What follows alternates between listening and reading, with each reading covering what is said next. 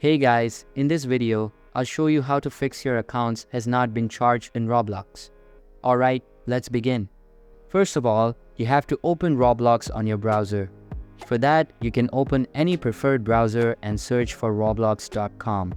And here we are on the official website in order to check whether the issue has been fixed or not. If the issue has been fixed, then you're lucky enough. But if the issue has not been fixed, then you have to open robloxstatus.com.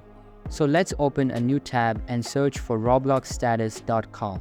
Then you have to choose this link, and once it is loaded, you have to confirm the operational status of the Roblox system.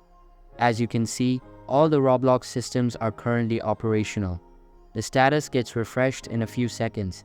It means that the Roblox server is definitely running smoothly.